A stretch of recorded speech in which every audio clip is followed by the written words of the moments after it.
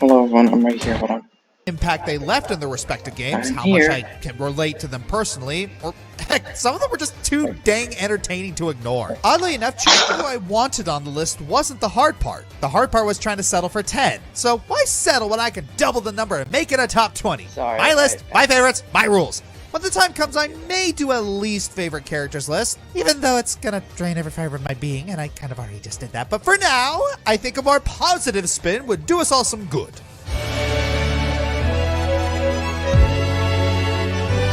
Got Now, where to start on a list like this? Kingdom Hearts? I know! A Ninja Robin Hood! Yeah, this is how this list is gonna be. Well, that's Coming from the world of Tekken, and also Soul Calibur for some reason, comes the space ninja of the Manji clan, Yoshimitsu.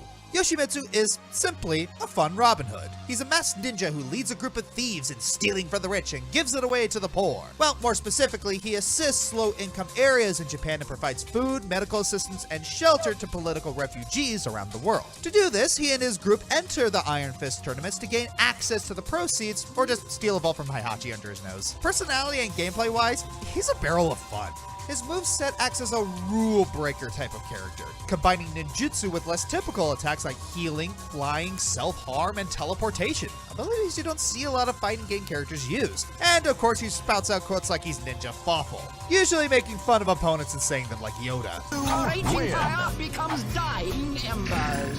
Fun fact, from the outside there seems to be only one Yoshimitsu, but the title is passed down along the ages. In Soul Calibur, the original Yoshimitsu is playable. Seeking revenge against Nobunaga of all people, he sought out Soul Edge. However, after learning the evil that lies inside it, he decided to try and destroy it. This led him to recruiting ruffians from around Japan, creating the original Manji clan.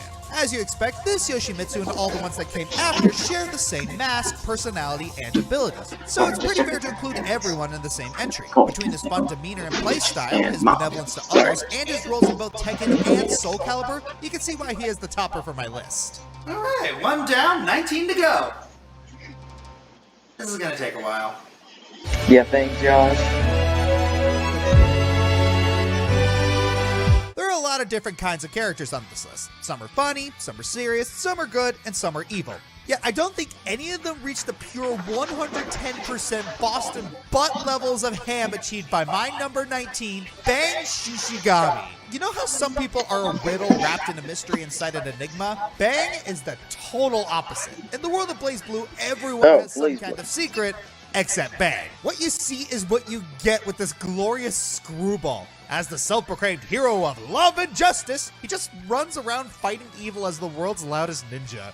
Is it possible to dislike this guy? He's just so sweet and earnest. Every time I see this guy, I just want to smile and hug him and yell about love and justice! He may not be the smartest guy, but he sure does embody the fact that the heart is the hardest working muscle. Oh, and did I mention that Bang gets his own theme song when he goes into overdrive? This guy just can't stop getting even more awesome. I bet this guy around to drinks anytime. If I actually drank.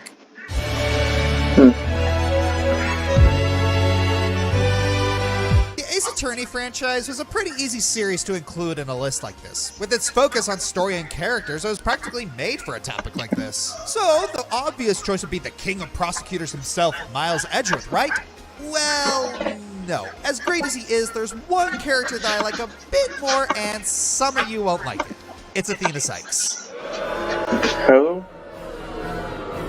Is he for real? Honestly, I don't know why Athena is hated by a lot of Ace Attorney fans. She has one of the deepest backstories in the franchise, and unlike Apollo, she only has one, at least for now. She was the child of a famous scientist who studied psychology and emotion, and with her enhanced hearing, she could hear the discord of people's voices. Her mother was killed when she was a child, and when she thought she killed her, she blocked out the memory, causing one of her mentors and friends to take the fall. She became a lawyer specifically to free him before he dies from the death penalty. Because remember, every villain you put away in Ace Attorney is probably dead. Yay! Wait, not yay, what am I doing? Anyways, Athena is just a bundle of sunshine. She's so adorable and quirky, it's hard to hate her. I guess some people see her as a replacement for Maya, which she kind of is, but she's enough of her own character for it to work. Also, the emotion mechanic she uses is a fun and interesting addition. Utilizing Athena's abilities in intriguing situations makes for a welcome change that doesn't become overcomplicated. Unlike an addition that came out in Spirit of Justice. Speaking of Spirit of Justice, I wonder if the developers had a change of heart about her because she was shafted hard in the game. Not only did she have almost no story relevance, the one case she gets is one of the worst in the game. And Apollo gets a third backstory. Just amazing.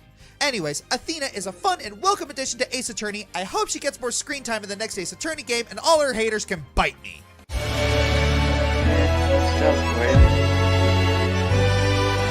Huh. Actually, I haven't mentioned any fire-based characters yet. Luckily, I have the perfect start. Okay, who wrote that? I mentioned Blaze back during my top Really? 5 characters countdown, and out of the mostly grating Sonic cast, she is the one I always seem to like the most.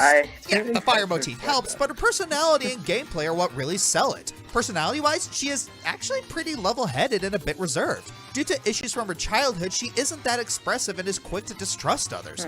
But despite that, her heart was warmed and was able to get good friends like Cream or Silver who respect and care for her despite her cold exterior. As for gameplay, she is usually one of the better playable characters in the game she's in. Her fire ability allows her to surround herself with a fire tornado that can destroy enemies, thaw ice, and launch herself even higher than before. This makes her the more fun character to use in either Rush game, but also makes her the most fun character to use in Sonic 06. That alone puts her here. All cool cat jokes aside, it's still weird to see a fire-based character with a tempered personality, but I guess when you're a cat, it works. Not all fire characters need to be in your face with explosions. And there aren't that many fire-based characters on this list. I know, I'm surprised too.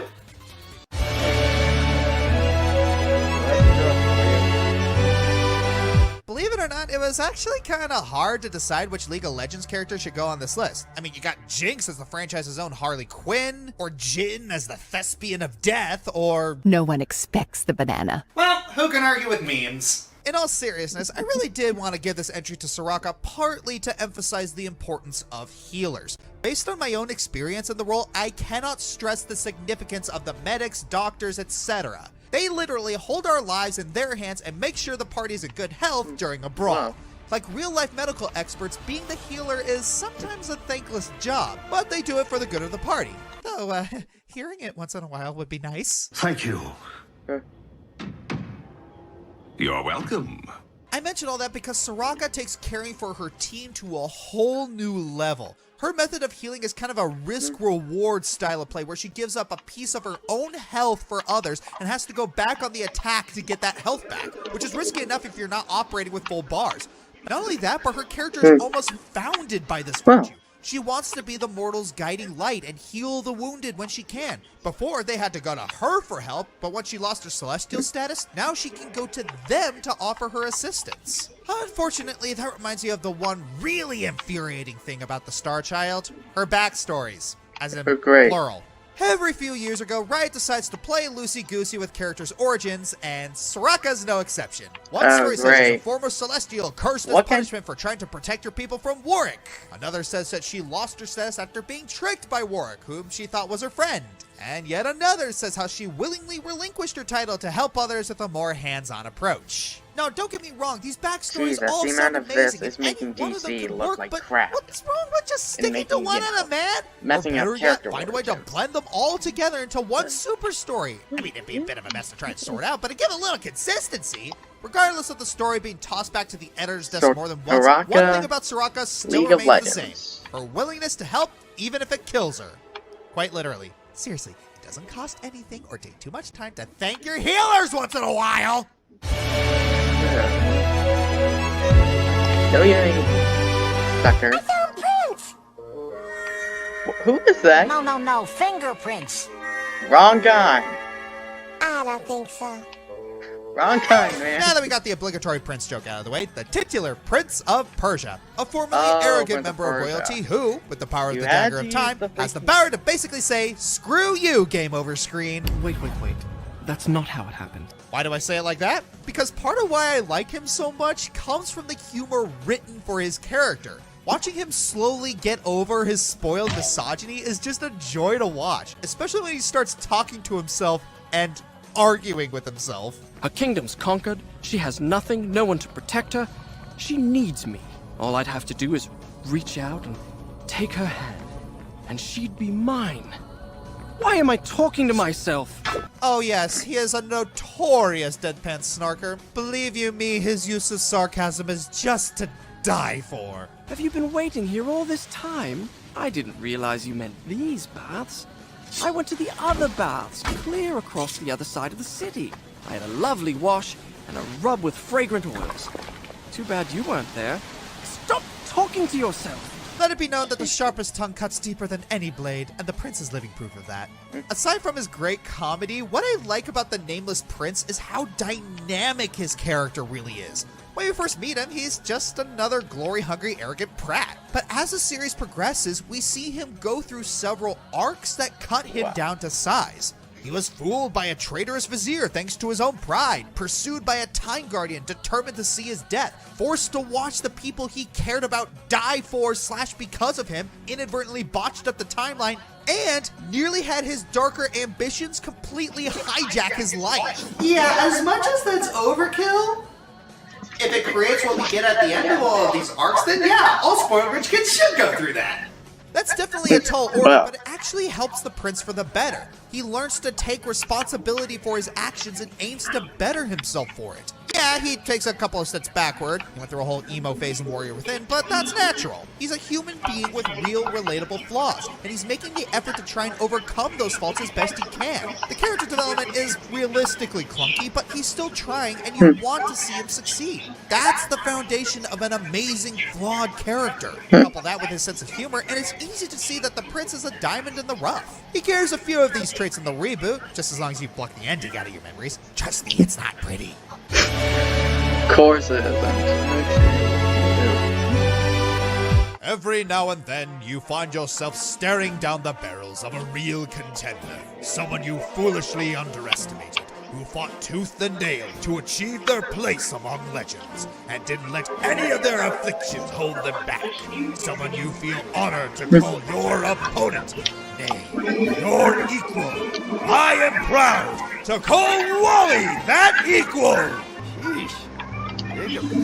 In the Gen 3 Pokemon games, your main rivals are either May or Brendan, depending on who you pick. And to be honest, the only really notable thing about them is that one of them got a major role in the anime, and the other got shafted with silent cameos in the movies. I know the anime isn't relevant here, but these two really don't leave much of an impact. And then there's Wally. We're first introduced to Wally as a catching tutorial where we help him catch a routes. He's kind of a timid kid, and it turns out he's suffering from some nameless sickness. And yet he's still putting his best foot forward to try and become a Pokemon master. That takes guts. He shows up a few more times in the original Gen 3 games for battles, and you wipe the floor with him. And you honestly feel bad for having to beat him. There's a reason he made my boss fights you want to lose list, but in Omega Ruby and Alpha Sapphire, you find out how important beating him really is. Say what? In the Gen 6 remakes of Ruby and Sapphire, we see the true testament to Wally's growth as a trainer and a person. He pops up a few more times than the original, and in the big battle against him at Victory Road, he actually thanks us for not holding back on him. But why would he be happy about being defeated? Because he knows that every defeat helps him grow. Every loss gives him the motivation to train harder and do right by his team and himself. He doesn't care how sick he is, he just kicks his affliction aside to rise to the top, even challenging and beating the gym leaders long before you even got near them, and never straying from the path on the road to becoming a legend among trainers. Okay, seriously, why wasn't Wally the player character?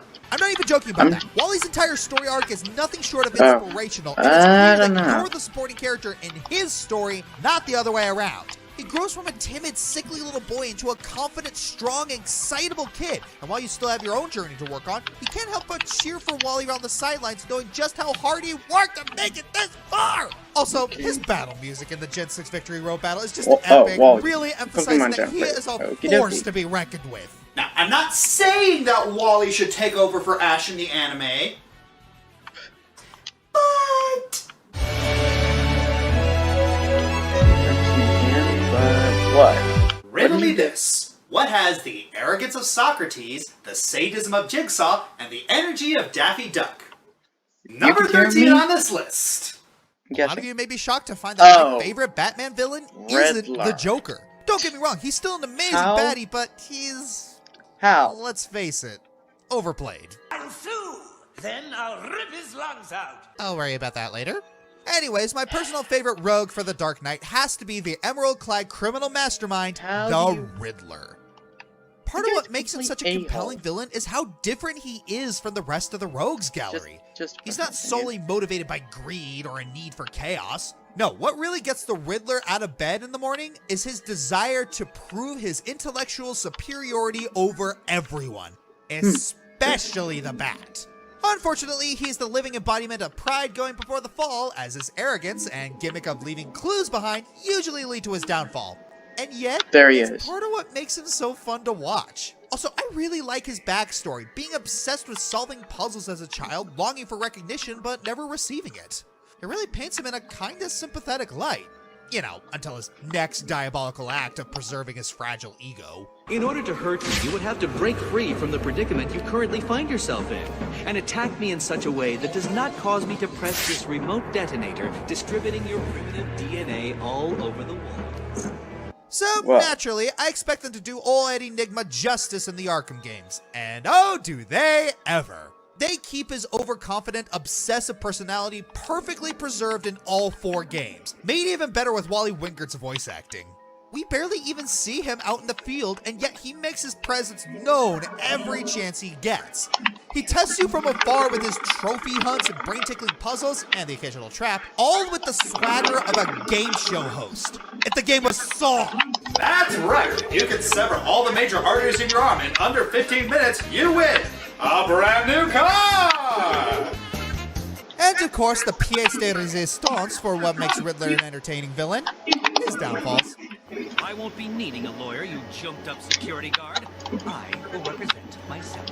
Arrested off screen, karma for messing with the GCPD, and just being physically incapable of facing the fact that he was outsmarted by the Bat, Riddler just can't take his losses gracefully, and it's Freaking hilarious God. to watch.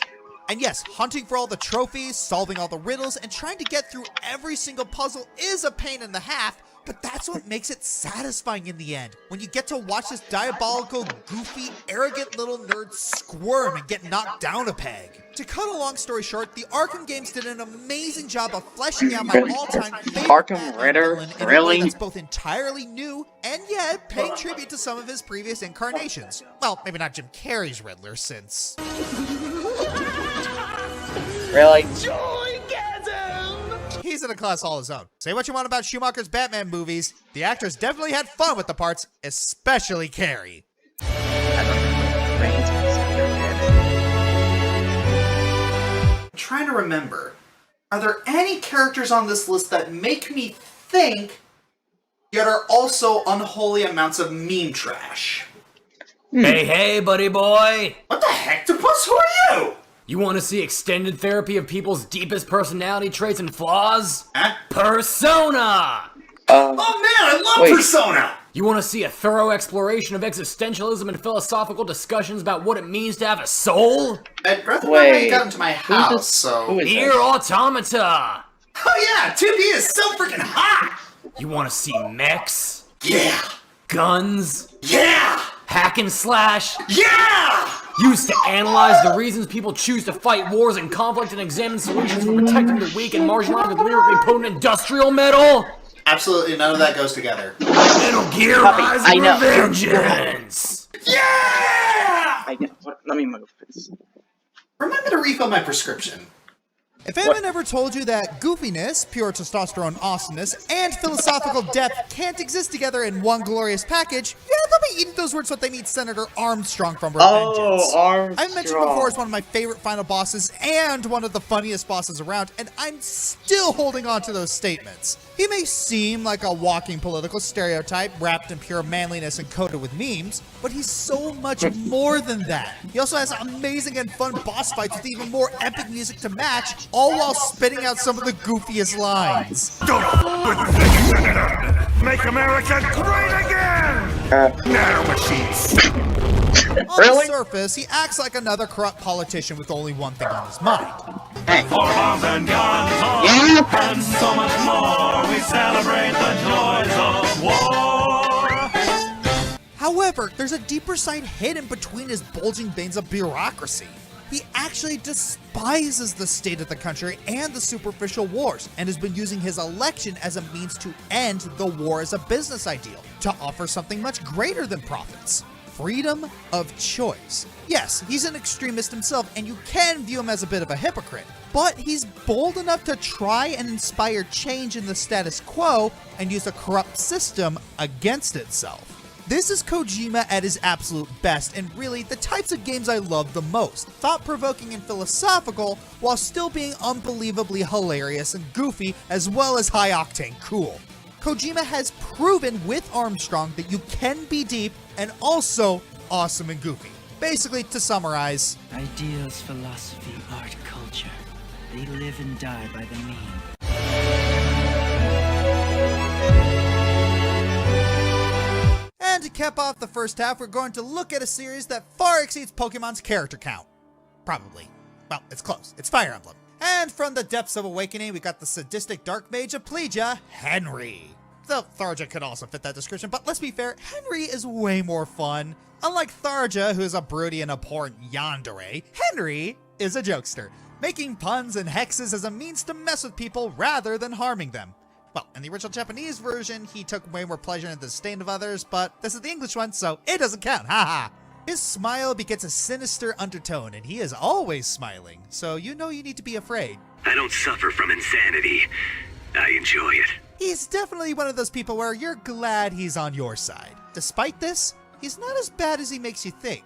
He actually aids Crumb a bit before he joins by leaking information to different sources and even saving Lucina off screen. He's also very helpful and compassionate in his own way. He doesn't like seeing people upset and wants people to learn to appreciate the little things in the macabre. He doesn't shy away from harsh truths, and he's very obedient and compliant. Also, depending on whose father he is, he takes his children's quirks in stride, and he can be very selfless, babbling about the silliness of blood even as he takes an arrow for his own kid. In summary, Henry's so fatalistic, immoral, sadistic, irreverent, but he's so much fun. Honestly, I was thinking of putting Scarlet here, but due to her lack of screen time and fates, I chose the more sinister but more interesting Henry to be my guy, even if he is famous for his punishments. Because we are halfway done, I'll let that be.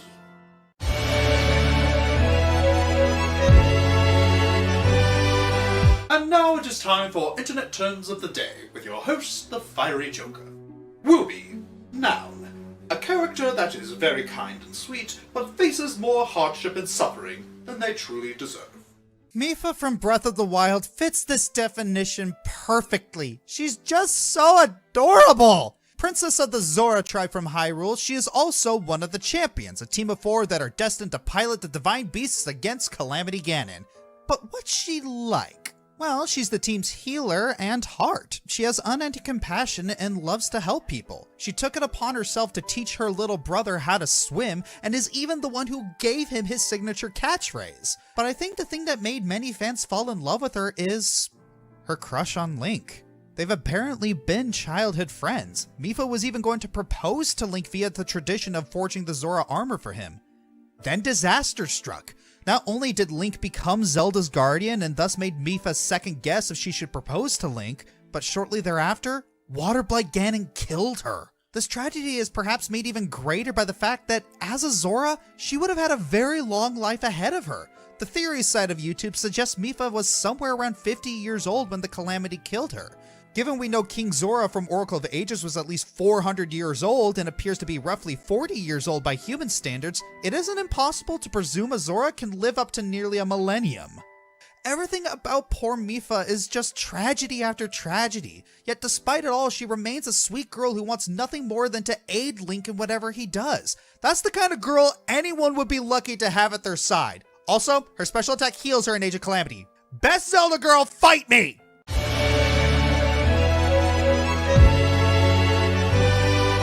I talked about Palutena way back in 2015 as part of my top 10 favorite female characters. Fun fact, Blaze and Soraka were on there too. My opinions of her are exactly the same because, tragically, no new Kid Icarus game has blessed us from on high. And it doesn't look like we're going to get one anytime soon. Sakura, if you're watching, please show mercy and bestow upon us this goddess of benevolent trolling once more. Palutena is just incredibly funny. Uprising wouldn't be nearly the comedy classic it is without Palutena's constant chiming in with sick burns and witty banter with Pit and the rest of the cast. Because Palutena is just a fascinating character. She's the goddess of light, yet she is sister to Medusa, and not at all the usual stick in the mud her title might suggest. She's not afraid to make jokes at other people's expense, but there's no maliciousness behind her jocular comments. She isn't a perfect goddess by any means and makes some terrible mistakes, but she always tries her best to make things good for everyone. However, Palutena is also perfectly capable of being serious when the need arises, and her care and concern for Pit will always shine through in the end, even while making jokes about having spicy angel wings for dinner.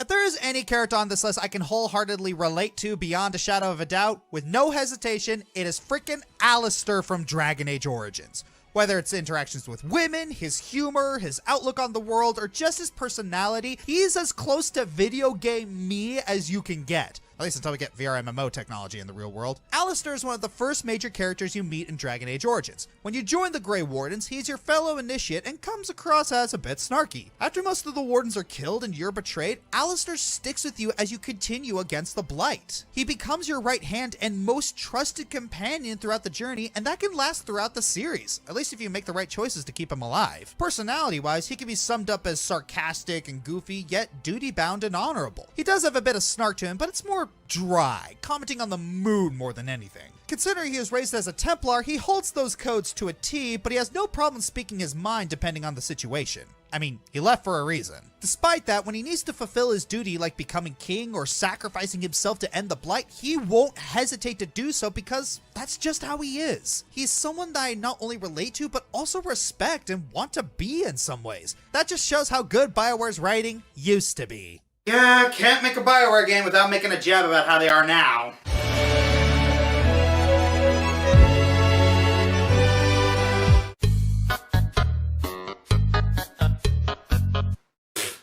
Undertale? You've seen one a critically acclaimed indie game, you've seen them all. I bet there's not one character in here that I'll get attached to. A great sunshine, baby! Yep, I'm once again gushing over Papyrus, and I dare you to give me a reason not to. This skeleton is neither spooky nor scary. He's adorable. He doesn't want to hurt anybody, he just wants to be loved. And even if he did want to harm you, he's completely incapable of pulling it off. His attacks barely leave a scratch, his best move just turns you blue. Why the f*** are you blue? And he never even kills you, just locks you in the shed that you can literally walk away from. And his secret weapon just walks out on him. And you just want to hug him because he was so dang proud of it. Add to it when, sorry, if you make friends with him, he tries to help you make nice with Undyne like the precious wingman he is. And the cherry on top, he has a distaste for puns too. It's just like my life.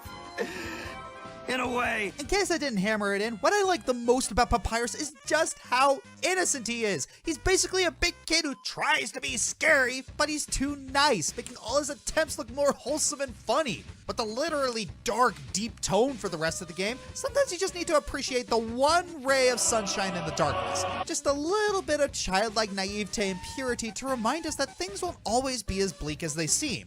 Now, as usual, you're free to choose whatever route you want for Undertale, but if I can preach just once, find it in your heart to spare Papyrus. At least once. Otherwise, I can't really predict what could happen to those who don't spare the sunshine, baby. I mean, who could say, really?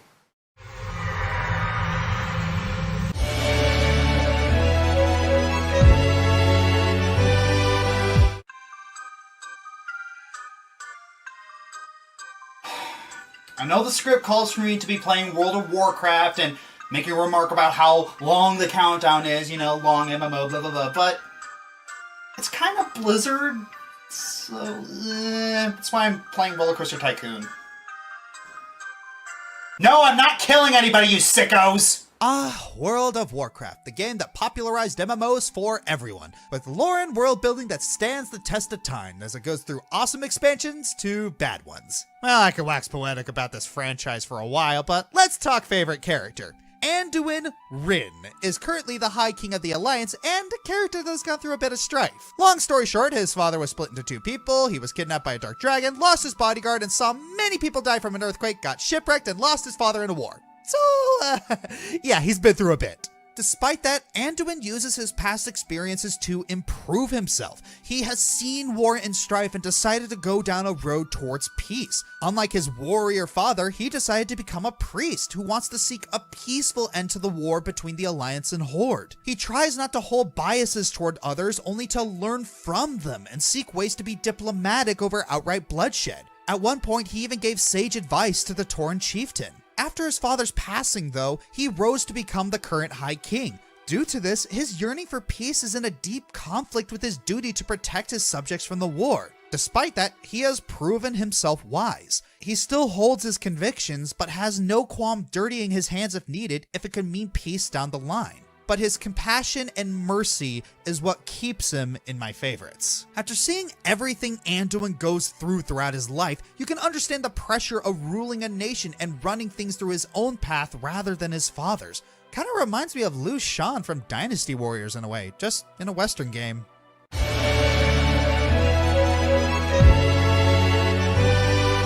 Nobody's got a time for Luigi. Oh, Luigi, forever player 2, second fiddle to Mario. Well, not on my list, gosh darn it! Mario may be the big cheese, but Luigi is by far my favorite of the brothers, and that has nothing to do with the fact that I've always been player 2 due to me being the second oldest. Okay, to be honest, we really tried hard to get Luigi the number 2 slot on this list. I mean, it's a good joke, Luigi, the eternal number 2, getting number 2 on the list of my favorite characters, but for something like this, it's gonna take more than a funny punchline to earn a right to be ranked so highly. However, there's nothing to be ashamed of at number 5. In my opinion, Luigi is everything that Mario isn't. Mario is generic good guy number 8472. He goes in, saves the princess, and gets out with almost no expression whatsoever other than whoopee! He gets a little more personality in the spin-off games like Paper Mario and Superstar Saga, but it just isn't enough for me compared to Luigi. Because Luigi is filled to the brim with character. He's shy, awkward, lovable, and a klutz. Luigi is also often called a bit of a coward. However, despite his obvious terror, Luigi has never let his fear control him. In every game, he always rises to the challenge, and while he's clearly scared, he never lets his fear goad him into abandoning those he cares about. To be a coward means that Luigi wouldn't have the strength to endure his trials. We all know the Green Plumber would never leave his friends or his family in a time of need. There's a saying, courage is acting in spite of fear, not without it. Mario is fearless. Luigi is courageous. All these things come together to make a character I can't help but love. Hats off to you, Luigi. You're player 1 in my heart.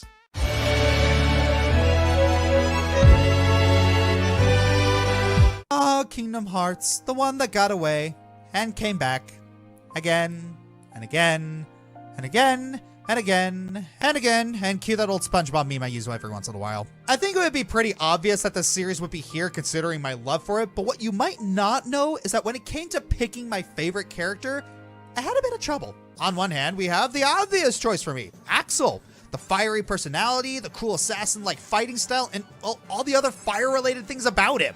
He's the cool older brother character. After losing his best friend, he goes rogue. He goes against both Sora and the organization in the hopes to turn Sora into a Heartless to get Roxas back. That leads to him reforming, helping Sora, and then sacrificing himself to save him.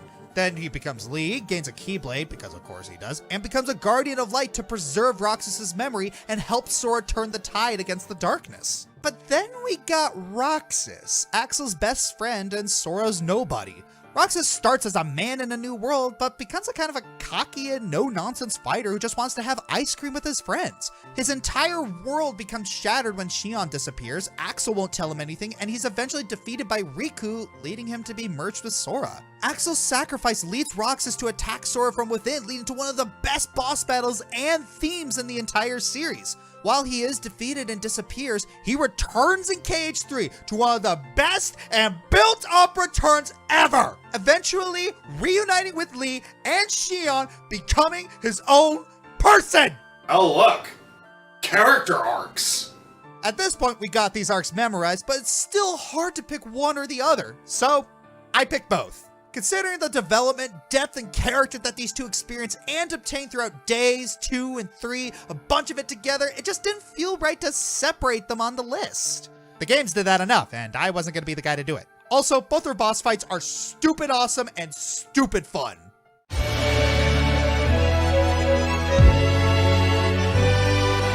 Picture in your mind the ideal healer. They are kind, caring, selfless to a fault, and want nothing more to ensure the safety of their teammates. Medic is none of the above, but that's kinda why he's on here. For the medic of Team Fortress 2, being a medic isn't about saving lives or making the world a safer place to live in. No. For him, it's about getting creative with his absolutely insane experiments and body modifications. That's how I lost my medical license. I'm both impressed and disturbed. The whole healing thing is nothing more than an amusing side effect to him. Now, with all that said, you might be wondering why a guy like me likes Medic. Well, here's the thing. Medic, like most of the playable classes in Team Fortress 2, utterly delights in the sheer carnage that he and the others indulge in. He's so delightfully insane that it's hard to not at least find him entertaining, and a constant source of great response clips. I healed the man who will kill you. Turn your head and cough. 1, 2, 3. I do not think we bought enough body bags. In terms of gameplay, Medic perfectly encapsulates what makes TF2 so great. He's easy to pick up and learn, but difficult to master. Any newcomer can learn how to heal allies with his medigun, but being able to make use of his deceptively good melee range, lead targets with the syringe gun, and knowing when to use your uber charge is the real test. Then you get to his alternate loadout options, using the more offensively oriented Kritzkrieg, healing your out-of-range allies with the Crusader's crossbow, switching damage resistances with the Vaccinator. There's a ton of depth. For the sheer fun and utility that Medic offers, along with his beautifully sadistic personality, he has more than earned his placement here.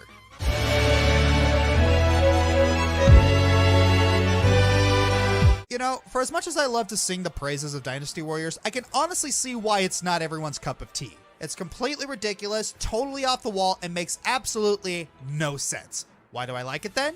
It's completely ridiculous, totally off the wall, and makes absolutely no sense. That's the appeal. It's like pro wrestling. You don't go in for a serious story, you go in to see larger-than-life characters try to out-ham each other. You lower your expectations, so when you get a serious story or a gut punch, it hurts twice as hard. As a series, Dynasty Warriors has dozens of characters that could have been chosen as representative for the spot. Heck, I did a whole list of them a while ago. If you saw said list back in the day, you'd know that I picked Suma Yi as my number 1. That opinion has not changed! Suma Yi is everything you could ever want in a villain.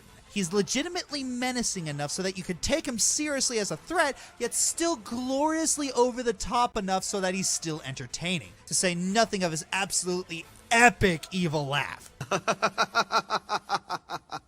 Of course, like the other villains on this list, Suma Yi is not without plenty of layers. For as much of an absolute son born out of wedlock that Suma Yi is, he does have his fair share of humanizing traits. As a ruler, Suma Yi is surprisingly fair and just. He recognizes that if he were to act as an all-powerful dictator and rule with an iron fist, he'd get overthrown in no time. Speaking of rebellions, there's the way he reacts when people of his own kingdom rise up against him.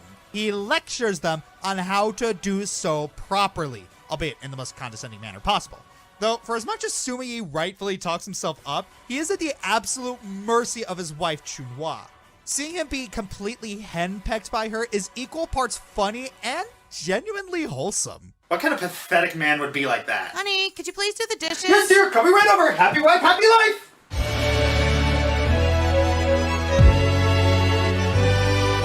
Thresh, League of Legends. Too many backstories, but all of them creepy as heck. Click the lantern, you idiots! Asura from Asura's Wrath. Very sympathetic rage boy and family man. Hard to hate.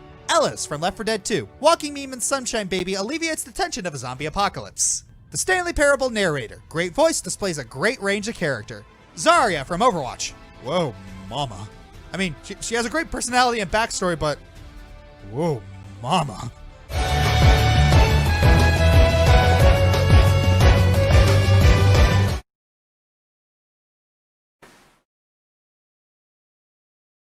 Still here?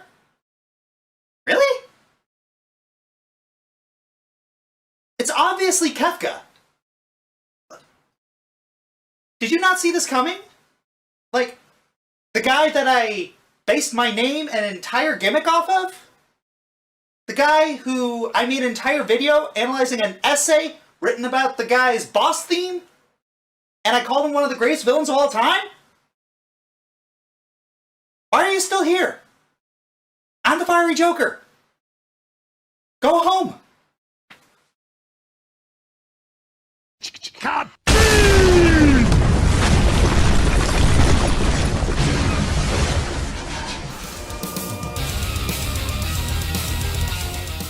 Hey everyone, this is Josh. If you like this video, please like, subscribe, leave a comment, and share the video around. Please check out my other social media like my Twitter, Twitch, and Tumblr. Check out my other channels such as Josh